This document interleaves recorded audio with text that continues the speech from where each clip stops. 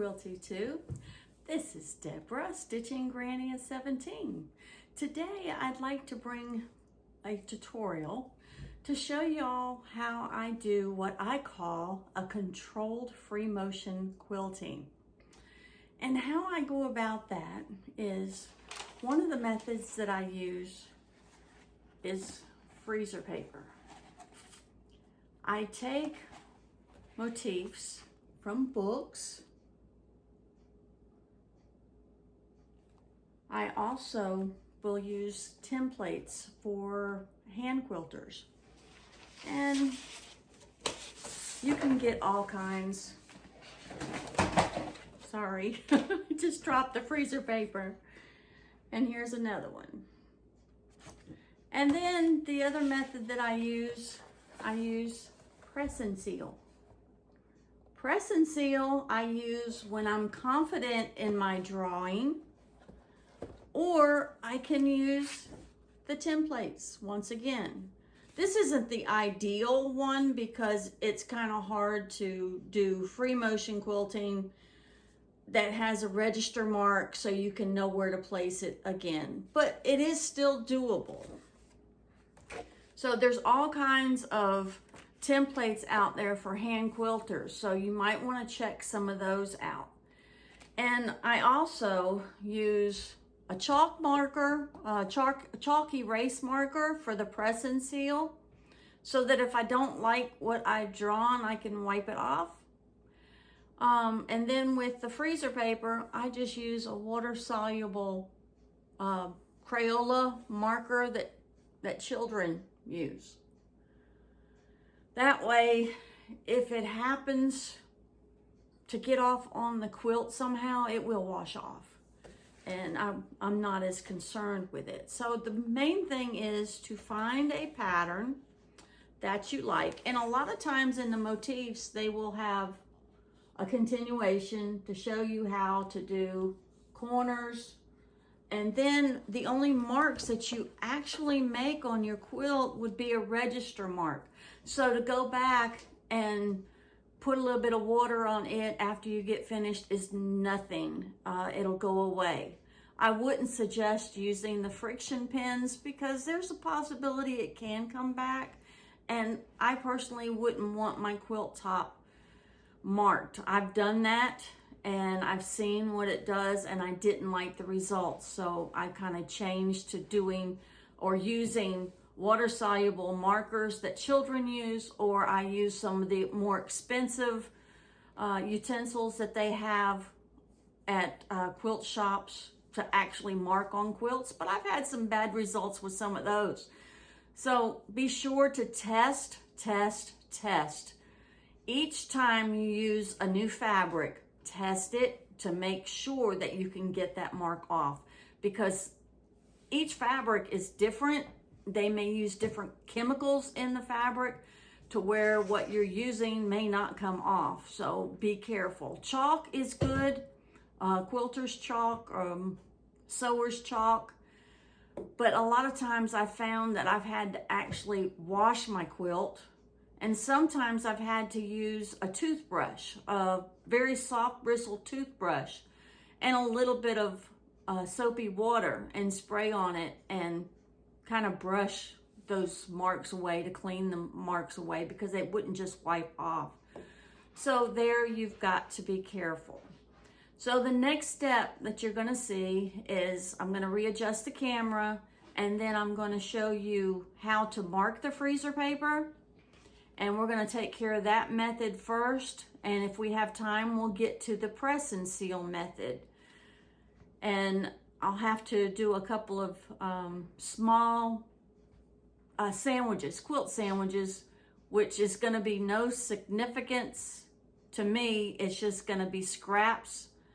So it's something that I can either keep, I can throw away, I can turn into a placemat, but I don't want to use a whole quilt to confuse you. I want to show you small first. I would suggest starting off with a placemat and marking it and learning how to go. A lot of times when you use this method, your hands finally register with your brain and you know where to go.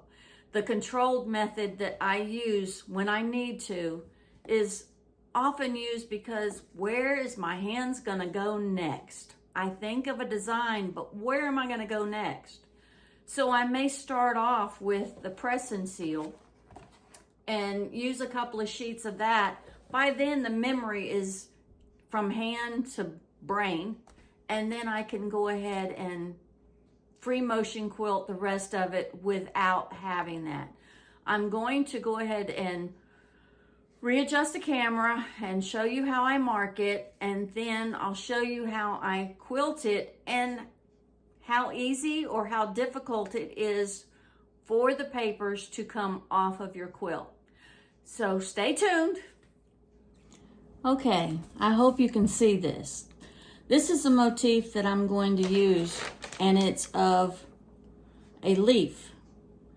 And so the line is kind of showing me where to go. Here's the dot, and I'm going to go up here and around here, and I'm going to go on this side of the leaf right there, come back down, do this, come around, make the leaf shape, come all the way around, curve, do a loop-de-loop, and then do this little thing right in here. And then the next time I can add this part up here. And so that's what I'm gonna do. I'm gonna turn it because I don't wanna just do it all in rows. Now you have your options. If you wanna do it in a row, you can turn it and continue on.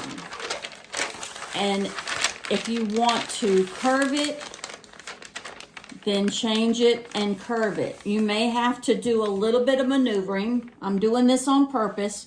This line kind of extends off of here. So I'm gonna have to do a little bit of adjusting, and I'll show you once I get there.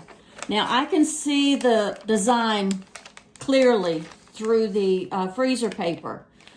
So you don't have to worry. If you're afraid that you can't see it that clearly, draw it on a piece of copy paper, plain paper, and then you can set it on a light box or on a window to where it's more clearly seen, but you don't have to be exact.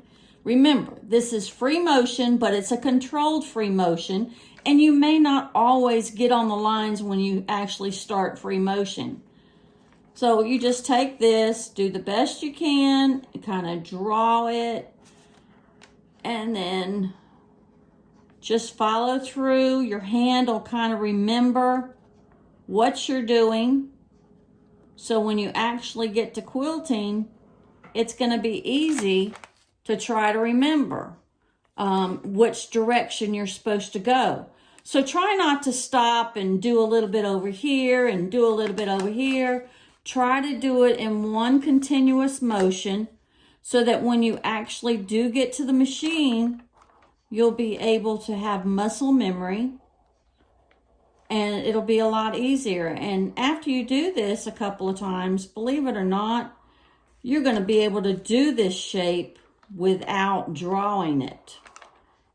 And I didn't stop to try to carry it on or to change it. So what I'm going to do is I'm going to bring this around. I could have stopped right here and then readjusted. It's your quilt, it's your pattern, you be the boss of it. And so all I'm going to do is bring this down here, right at the register, and then I'm going to attempt to do this again. And if you look at these patterns in the motifs, it shows you kind of which way you're supposed to go. So it's not, you're not going into it blindfolded. You can look at the book, and each page will give you little arrows of which way you're supposed to go with it. So I'm going to carry on with this. I keep stopping because I'm trying to see the pattern. I have to kind of push down a little bit so I can see.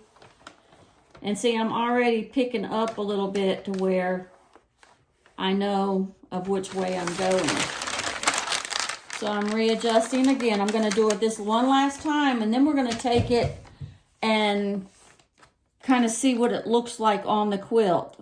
And I'm just making a line here because I want to change the direction. It's easier to come up with your own line than it is to try to come up with a design somehow. And I'll insert a picture here showing a quilt that I started that way, but then I continued doing it without having the freezer paper technique. But I was uncertain of what I was going to do on the quilt. I had a plan. I wanted to do like a paisley flower. And I did look it up to see how other people have done it. But it's like I really wasn't ready to do the quilting myself. Now I will get to where I'll do some tutorial on very beginner, basic, free motion quilting. But right now I'm trying to advance you ahead of time. And all I'm going to do here is maybe do a couple of little swirls. So you can do that option. You can do whatever you want to on your quilt. I just did that just to keep this place from being blank. So when we quilt it, and then I can just carry it on out here and come out to the edge. And if you look close enough, you'll be able to see that. But most times when you're quilting, you notice everything. But when you're finished, you look at it as a whole. And that's the way most people are going to look at it. They're going to look at your quilt as a whole, not as, oh, you made a little mistake here. Why did you do this or that or the other? Now, if you're going to have your quilt judged, yeah, you're going to be a little bit more concerned with controlling each step of your quilting. But if you find yourself getting in a corner, and I purposely got myself in a corner to try to show you what you can do to fill in a small space, because this space is about the size of my hand, and it's probably a little bit too much to leave without any quilting in it. Since you've got all this quilting, do something in here. I could have come in here and did a leaf and come back out. One of these leaves that's on here that I've drawn would have been very simple to have drawn it in there. And I can do that. I can show you what I'm talking about. We'll take it right there at that loop. Now, I'll be able to know what I'm doing, but it may look a little bit different for you. I'm trying to make this a little bit darker so that I can see that, hey, I changed my mind. You can always change your mind. Use a different color marker if you have to, so that you know where to quilt. And I probably like the leaf in here a whole lot better than I did the other. And how I'm going to get out of there is just do that, and I can do that. And we're changing it up a little bit. All right.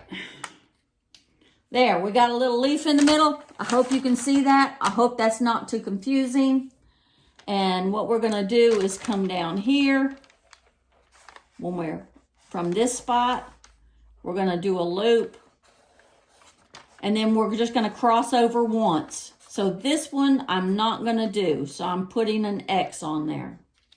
All right, the next time you'll see me will be, I guess, in front of the machine. I'm going to show you how I iron this to the fabric first. So I may have to take you in the cutting studio to show you how to do that. I'll see you back in a few. Okay, y'all. Here we are in the cutting studio. My reason of thinking is make the best out of the situation that you have. Although I may be in the master bathroom, to me, today, at this moment, It's my cutting studio, and it makes me happy. It's my happy place. All right, so we're gonna take this freezer paper. I have a little sandwich here. It's just scrap fabric. You see there's even a spot on it. I don't care. This is just for practice. So all I'm gonna do is take this freezer paper and I'm going to press this on.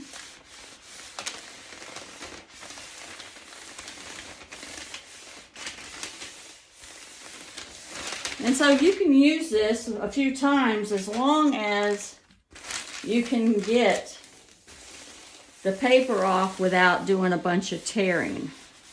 And I'm going to show you how we can do that.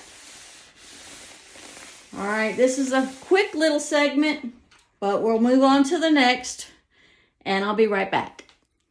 Let's move on to the next method before we go to the machine. Here is the Glad Press and Seal. So I'm going to take a sheet of this. One side is a little sticky. It's not bad.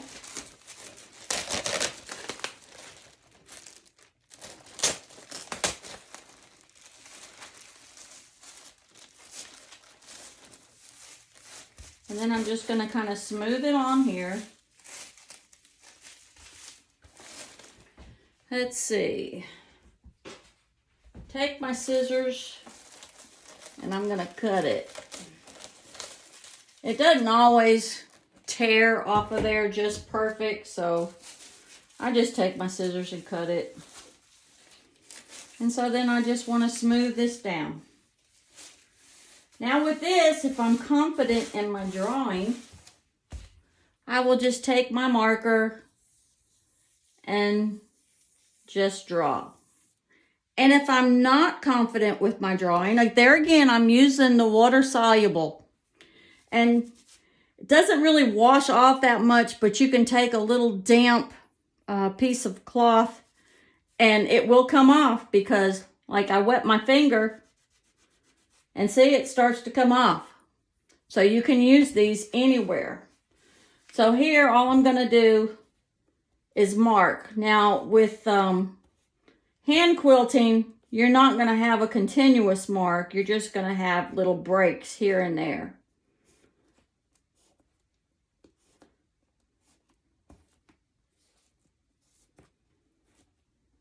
So I'm going to speed this up because you don't need to watch me do this. Here, I thought there was a mark there, but it wasn't. So it's no hurry. It's no worry because, yeah, it's good.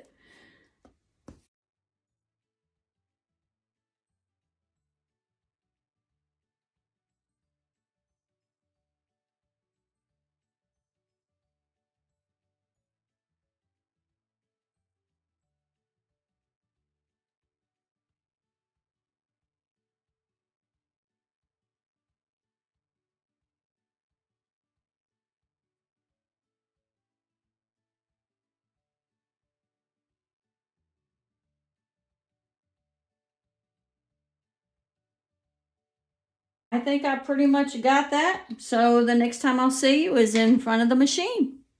Okay, we're about to begin. And I want to say that this is not about perfecting our stitches. This is about a technique.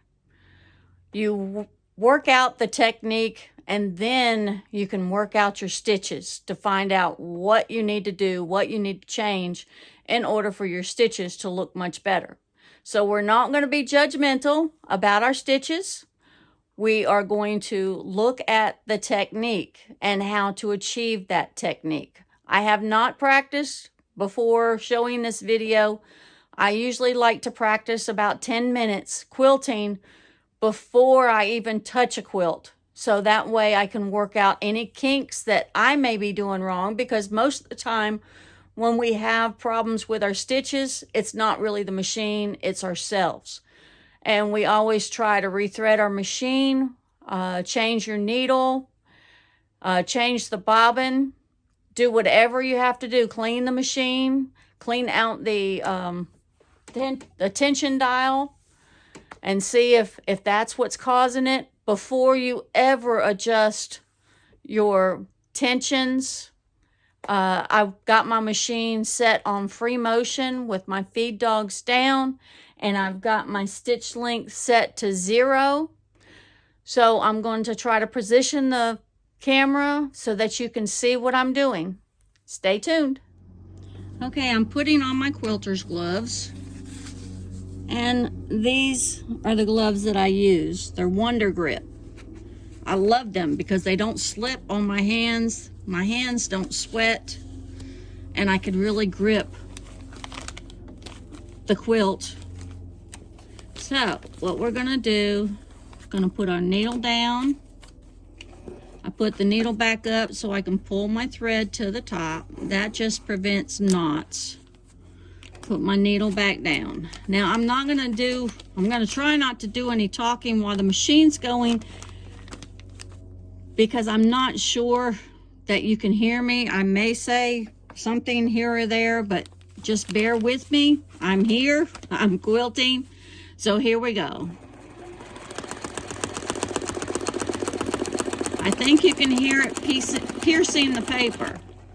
And whenever you stop, just make sure your hands are steady, your needle's in the down position. Now we're getting to come up here. We got to remember, we got to go this way.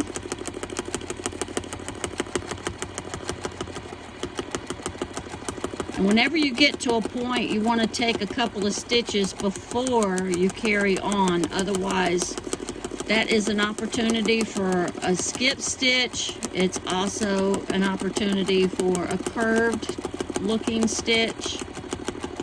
So you just take 1 or 2 stitches. Now watch as I approach up here at the point. I stay there and then I move on.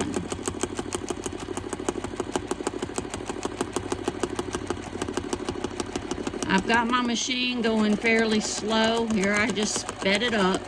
I'm not used to machine quilting slowly. I usually go pretty fast. See, I just missed the line, but you know, it's okay. Nobody's gonna know I missed the line. Y'all will, because y'all see it. But I wasn't perfect in drawing the lines anyway.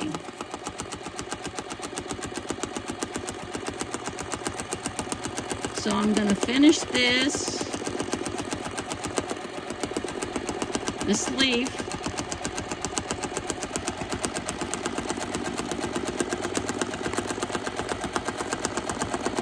And we're curving back around and we're coming out. And we got a loop to do.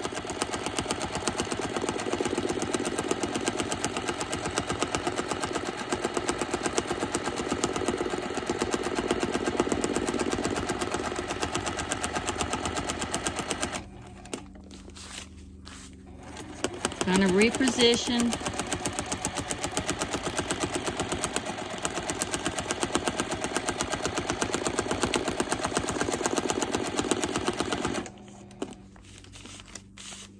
And then we go into the next one that we added, the leaf.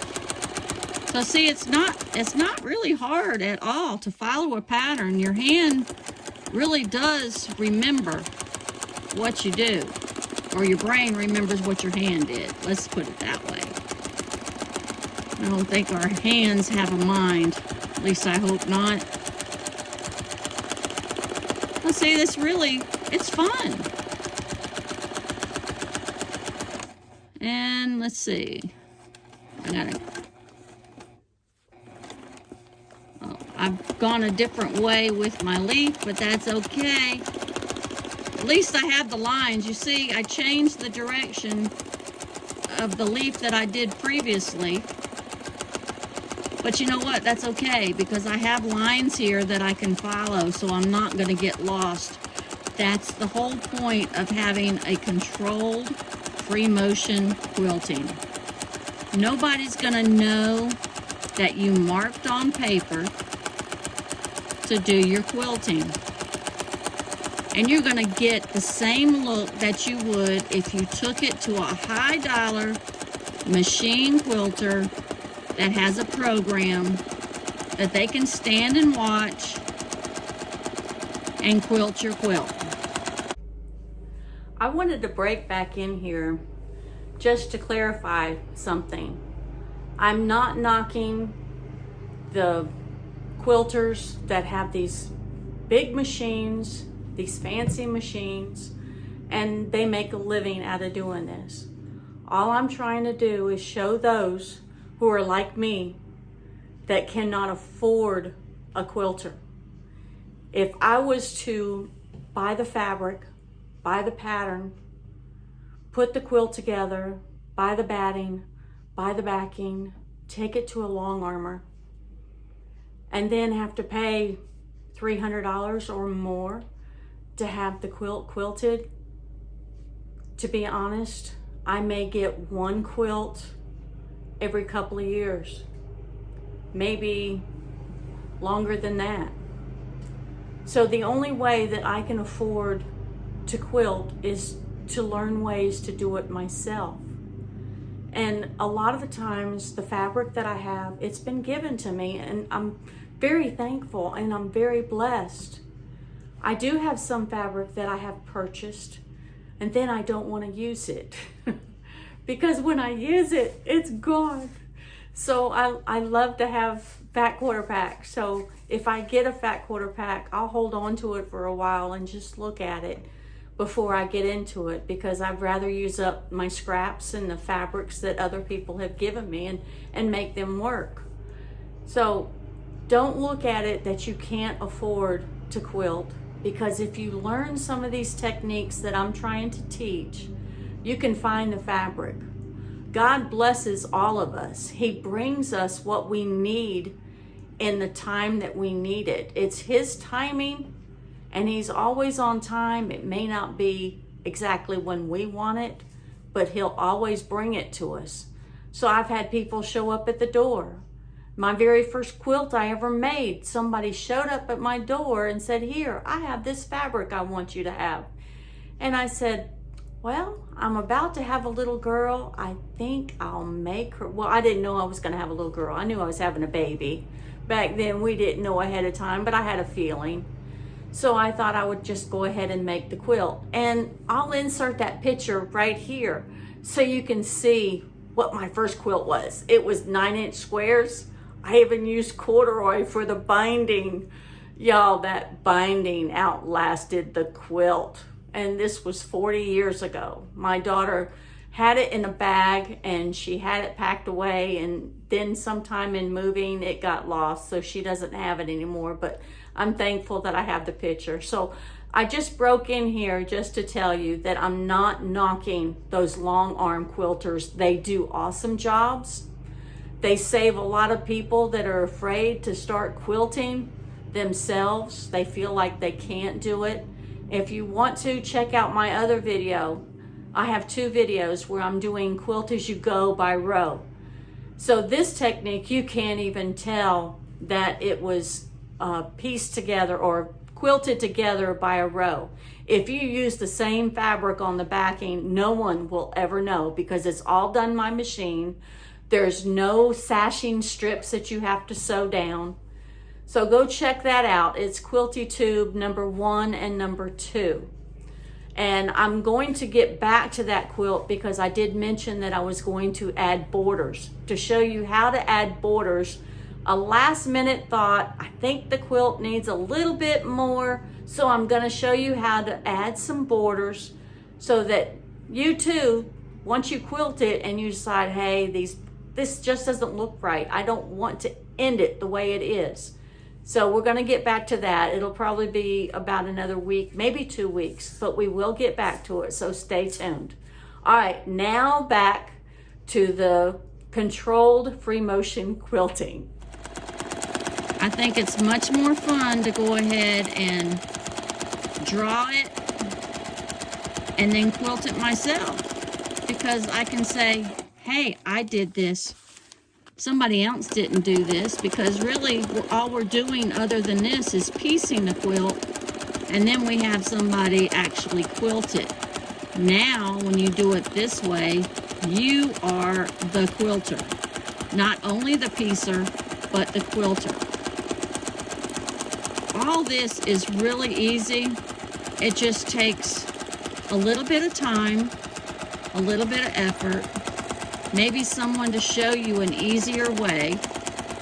And say I don't want to watch this the backwards way. All I have to do on a straight line is pivot, sorry about that, pivot my quilt so that I'm happy with where I'm at, and then continue quilting.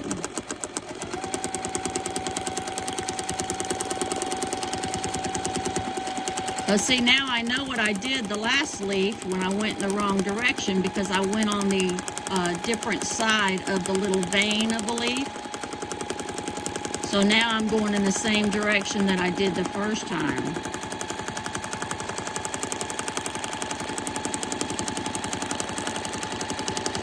You may have to change your needle more often by using the freezer paper method, because your needle will dull with paper.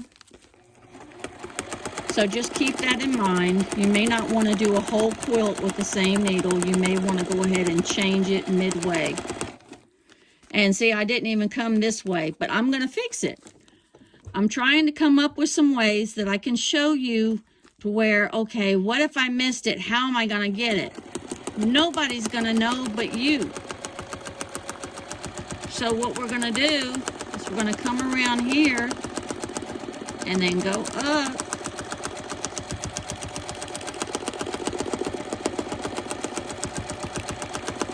And then come back down and then swirl around.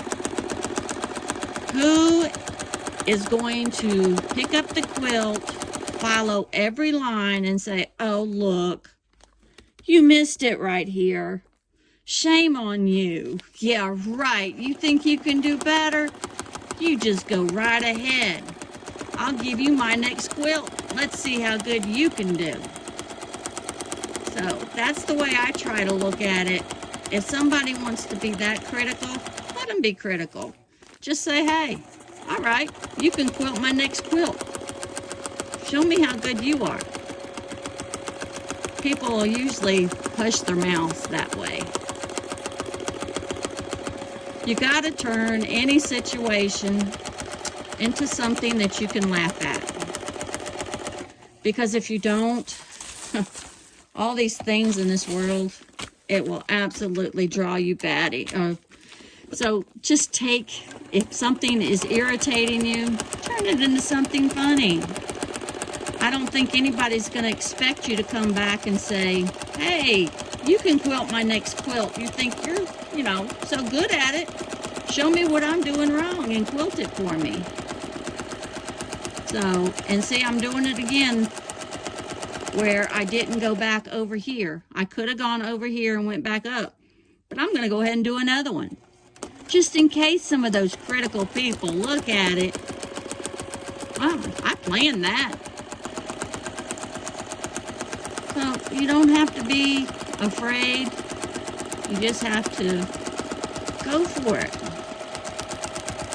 And it's always good to practice quilting every day. 10, maybe 15 minutes. Have you a practice sandwich, which take placemats. Take something that you can use for placemats. So that way you're not throwing something away. I'll try to think of something that I can use this for, that I'm quilting on this scrap fabric that I have. I'll come up with something that I can use it for. But don't throw away anything. Especially your first quilting, save it. Don't give it away. Don't throw it away. Save it so you have something to go back and look at. I have my placemats. I haven't really turned into placemats, but I have them that I learned on when I was taking a machine quilting class. I was already self-taught, but I said, you know what? I think it's time I do it right, so I went ahead and took a machine quilting class at Myrtle Beach Quilt Party one year. And I thoroughly enjoyed it. It was very easy because I was already machine quilting. I just needed some help in learning which direction to go, what designs I can do. And I didn't realize, and I wasn't told there, that I could actually use a quilting book motif that has motifs in it and draw it on my quilt and use freezer paper. And hey, I've got a planned quilt. Now we're coming close to the end. Remember, I did a bunch of changes in here.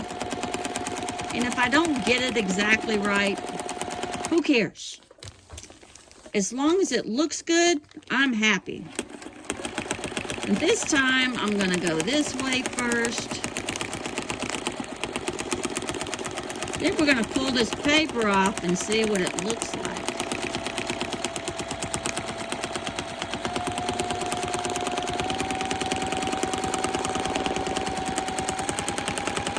Are y'all having fun yet? I know I am. This is a good time to put some praise music on and just sing and be happy. Be happy in the place where you're at. I always love learning new things that I can implement in my daily life, especially if it saves me money. And I had a lady that was a quilter, and she had a long arm, and she did free motion quilting. And she told me after I hired her to quilt a quilt that I was commissioned to make, she says, you know, Deborah, you can do this. She's no longer with us. She passed away a little over a year ago. And she was a dear friend to me, and she gave me the confidence to go ahead and do it.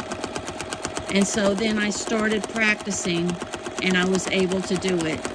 And I was very pleased. I finally took off with my quilting. I was always afraid of quilting because what am I going to do? Same way with cross stitch. I was never great at finishing. So I kind of put cross stitch aside.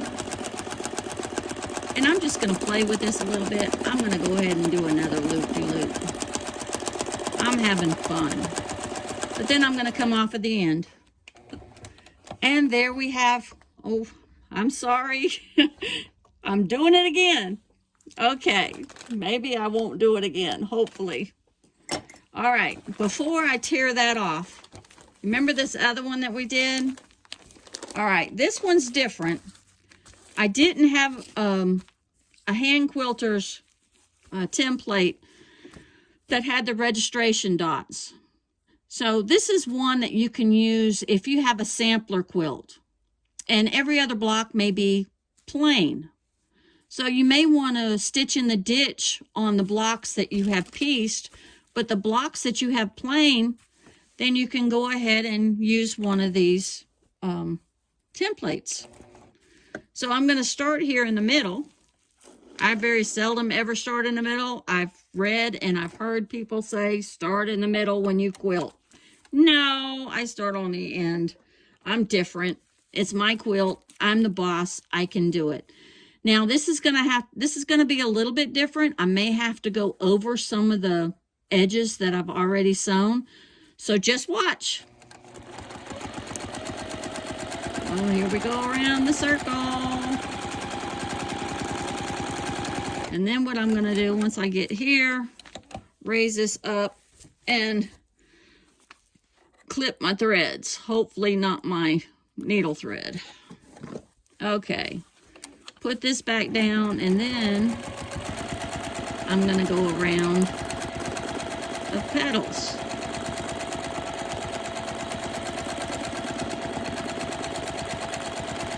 Now see, it really isn't hard.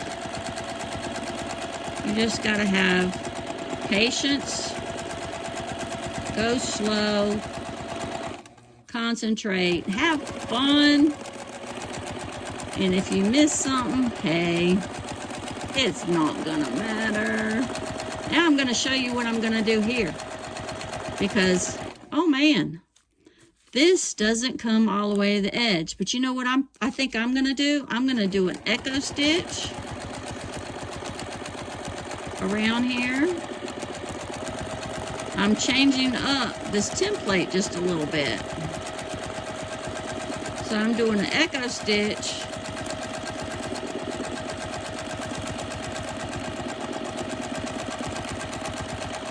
Then when I get back around, it's not going to be that noticeable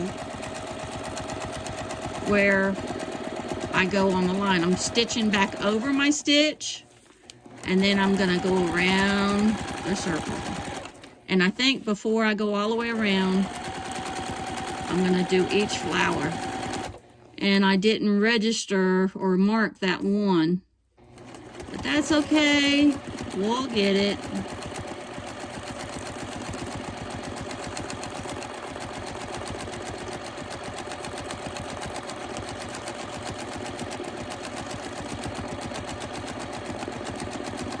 Remember, you're the boss of your quilt.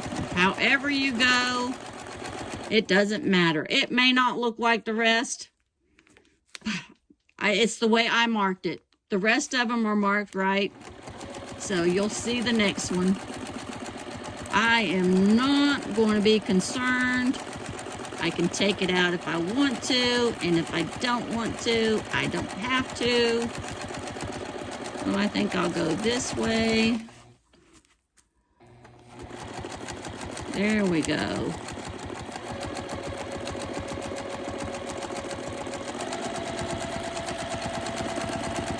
Let's say you just have to go over some of your stitches. I think that was the hardest thing for me to learn, was to go over my stitches. And see, I missed it there. But like I said, if somebody looks at your quilt and says, oh, look, you missed it. Oh, you ought to be ashamed of yourself. No. You think you can do better? You go right ahead. You have my permission to do it. I'll give you my next quilt and let you have the fun. Those people aren't going to bother you anymore. They're going to say, oh, that is so beautiful. Yeah, people that know me know that I can be a clown. I think my son takes after me because he's one of the biggest clowns that I know. And I'm going to turn this so you can see. And we're almost finished with this flower. See, this one looks a little bit better. This other one's a little bit different. We'll change them all up. So that way, it's planned. It doesn't mean that I made a mistake. It's like, I planned it that way. So, get over it. My quilt, my rules. Remember that. I love that because I remember when I started out quilting, of course, I didn't have anybody telling me what the rules were. But eventually, when I got into guilds, yes. Oh, you're not supposed to do it that way. And I would listen to them and think, oh boy, I just don't know what I'm doing at all. Well, I finally got the attitude that it's my quilt, my rules. I can do it any way I want to. And that's when I got happy and I started enjoying making quilts. So we are finished with that little stencil that we did. We're going to cut this thread and then we're going to see about, okay, how is this going to tear off? Let me take my gloves off. And I'm going to attempt to do this here so you can see. Remember, this is sticky. So see, it's coming off pretty easy.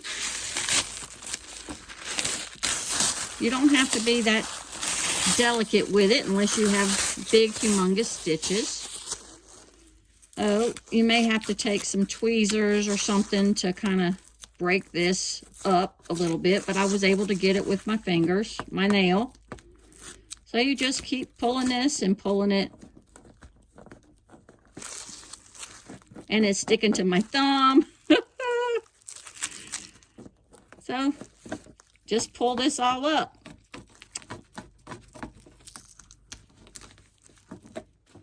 It takes a minute, but it's really not. It's not that bad at all. Let's see if I can get my seam ripper and help me along, because I didn't put any tweezers right here by me. So get something that you can poke up underneath it, because this stuff is sticky, and then you can pull it.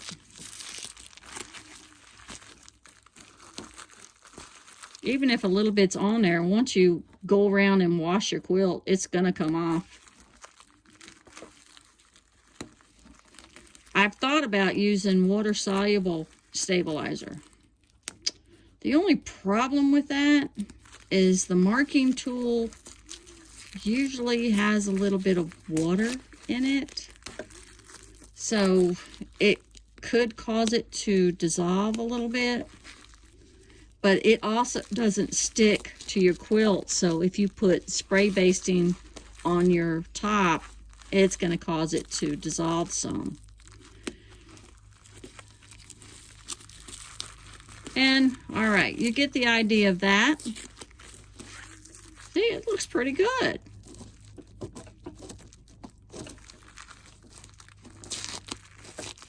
This part isn't fun, for it to get all over your fingers. Let's go to the freezer paper. Let's see how it does. Let's see if we're going to be able to reuse this freezer paper. I kind of doubt it, but we will see. You'd have to be really, really careful. Now, I'm not going to be able to reuse it. I didn't score it enough. And if you scored it, you may be able to reuse it. You may not have the inside pattern, but you would still have the outside. So I'm going to go ahead and rip this, okay? I'm good with drawing it again if I have to. I'd rather draw it again than to take pains with pulling it. You want to kind of be a little easy around your stitches. Push down on your stitches so you're not putting any stress on them when you're right beside the stitches. So, see, this isn't that bad either. The inside should come off pretty good because you've already pulled the outside off.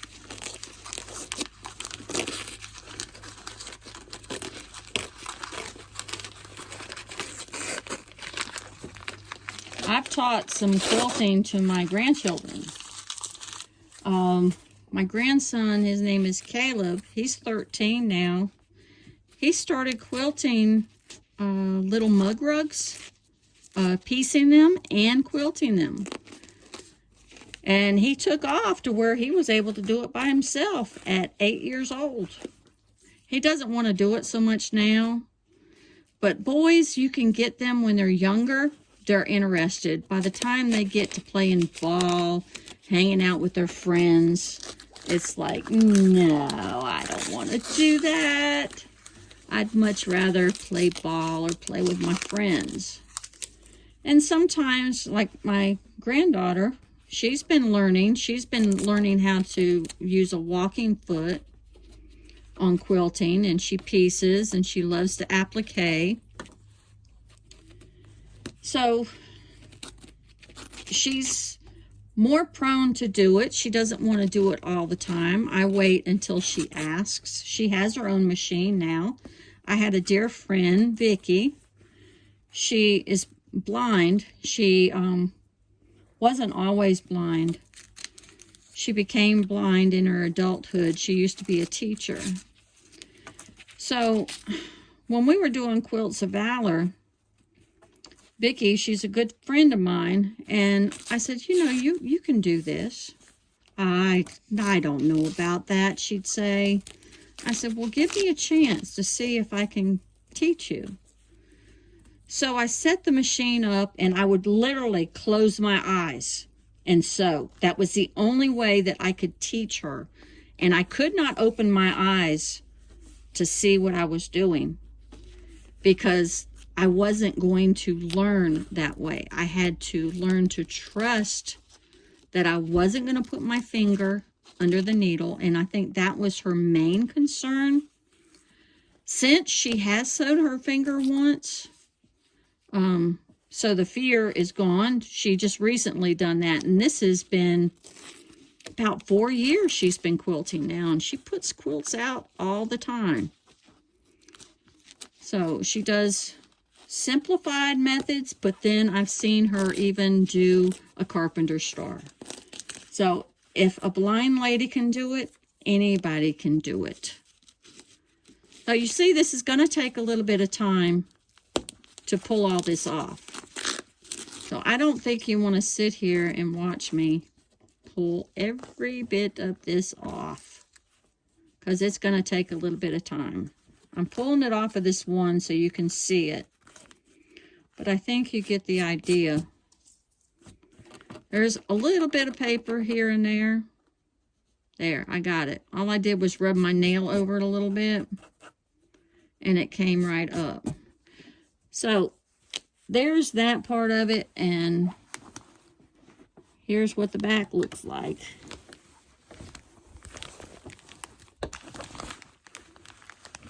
So there we go. I think y'all get the idea. It's going to be a little bit of work, but even you can become a quilter with this controlled quilting technique, what I call a controlled free motion quilting technique.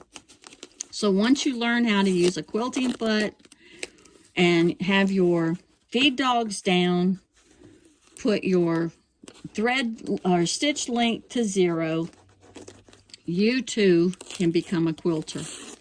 It's easy. It just takes a little bit of time, a little bit of practice, and you will have it. So, and then have fun tearing paper. And you know what? You can teach your kids or your grandkids to tear the paper, but you have to teach them to put your finger here at the stitches so that the stitches don't break. And you know what? Kids love to do this. They love stickers. They love those, that plastic bubbles. This is just as fun. They'd sit here for an hour or more doing this because to them, it's fun. Especially if they start getting a little bored, then you can give them a little incentive. Would you like to earn some allowance? So you can get this done with either taking your time by doing this while you're sitting there watching TV, having a little trash can beside you, or getting your children or your grandchildren to do it. So I'm going to end this today and say, rejoice in the Lord always. And again, I say rejoice. Rejoice in Him who created you, and do what you enjoy, but include God, because He's the one that gave you the gift. God bless y'all, and I'll see you soon. Bye.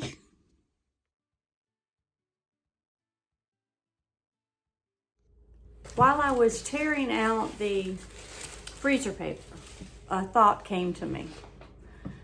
And I haven't tried this method, but it would be much easier. And if I had, I probably would have showed it this way to you. And if you don't mind using basting spray, this method will work. You draw the motif onto tearaway stabilizer. And I buy this by the bolt. And let me see if I can, yeah, it's pellon. Hopefully you can see that. I'll read it to you. It's pellon 806W1. It's called Stitch and Tear. I always buy this by the bolt because this is what I use when I do machine applique. So this will work on top of your quilts if you don't mind spraying some basting spray on the top of your quilt instead of the underneath side. So keep that in mind, because you can draw it on here first. You can spray your quilt and put this on there, and it tears away much easier than the freezer paper. Because see, look, it tears. And yeah, this would have been a much easier way rather than the freezer paper. The reason why I thought of the freezer paper is because I used it once because I had the quilt, which I told you I entered the picture so that you could see it, because I wanted to do some paisley flowers. So I found one and I drew it, and I only did it on one sheet. So it's not like I did the whole quilt. But if you feel like you need to do the whole quilt, rather than spending hours on end tearing out the freezer paper, use the stitch and tear. That way it's a lot faster. You're not going to put any stress on your stitches like you would with the freezer paper. You're not going to have to be as careful about putting your finger on the stitches and then tearing. So check out this method. Get you some stitch and tear. You can get it at any local fabric store. I buy it online by the bolt. You can also use a Joann's coupon, or go to Hobby Lobby when they have it on sale at 40% off, or it might be 30%, but still, it's usually only maybe like $2.99 a yard, and there's about 15 yards that come on a bolt. So we're not talking about high dollar. It's probably cheaper, or not as cheap as the freezer paper, but check that out. And there again, if you have basting spray and you don't mind basting or spraying the top of your quilt, try the stitch and tear paper. That should work a whole lot easier for you.